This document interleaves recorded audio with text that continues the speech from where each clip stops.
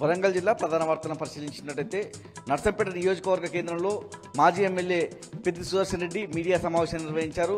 ఈ నెల 5వ తేదీన సీఎం పర్యటనకు సంబంధించి అధికారుల దగ్గర కూడా సమాచారం లేదని, ఏ డిపార్ట్మెంట్ అధికారికి ఫోన్ చేసి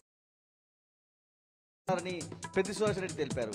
ఎన్నికల కమిషన్ నిబంధనల ప్రకారం ఎన్నికల్లో పోటీ చేసే సర్పంచ్ అభ్యర్థులు, వార్డు మెంబర్ అభ్యర్థులు కూడా రావద్దని, దాంతోపాటు అటెండర్ స్థాయి నుంచి ప్రిన్సిపల్ సెక్రటరీ స్థాయి వరకు ఆ సభలో కనిపించొద్దన్నటువంటి నిబంధనలు ఉన్నాయని, ఎవరితో సభ నిర్వహిస్తారన్నటువంటి ఒక ప్రశ్ననైతే పెద్ది సుదర్శన్ రెడ్డి లేవనెత్తారు.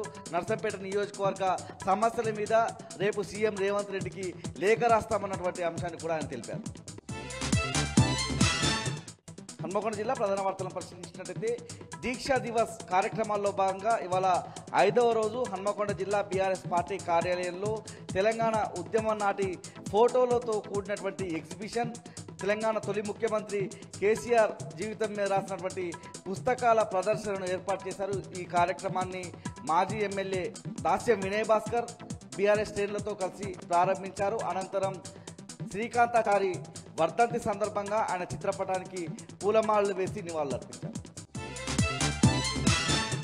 హన్మకొండ జిల్లా నుంచి మరో ప్రధాన వార్త పరిశీలించినట్టయితే దీక్షా దివస్ కార్యక్రమాల్లో భాగంగా ఈ నెల 5వ తేదీన హన్మకొండ జిల్లా బీఆర్ఎస్ పార్టీ కార్యాలయంలో బీఆర్ఎస్వి ఆధ్వర్యంలో తెలంగాణ ఉద్యమం, కేసీఆర్ ఆమరణ దీక్ష అంశం మీద విద్యార్థులకు వ్యాసరచన పోటీలు జరగనున్నాయి.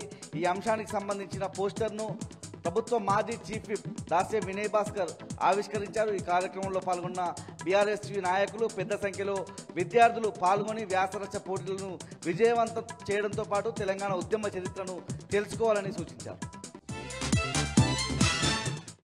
జనగామ జిల్లా ప్రధాన వార్తలను పరిశీలించినట్టయితే పాలకుర్తి నియోజకవర్గంలో బీఆర్ఎస్లోకి చేరికలు కొనసాగుతున్నాయి.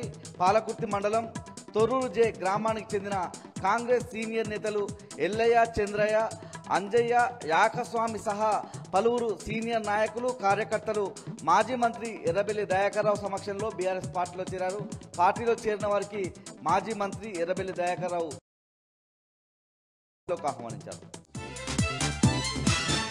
జయశంకర్ భూపాలపల్లి జిల్లా ప్రధాన వార్తలను పరిశీలించినట్టయితే రేగొండ మండలం రూపిరెడ్డిపల్లి గ్రామానికి చెందిన కాంగ్రెస్ సీనియర్ నేత కుమారస్వామి సహా 100 మంది నాయకులు, కార్యకర్తలు మాజీ ఎమ్మెల్యే గండ్ర వెంకటరమణారెడ్డి ఆధ్వర్యంలో బీఆర్ఎస్ పార్టీలో చేరారు. పార్టీలో చేరిన వారికి గండ్ర వెంకటరమణారెడ్డి గులాబీ కండువా కప్పి పార్టీలోకి ఆహ్వానించారు.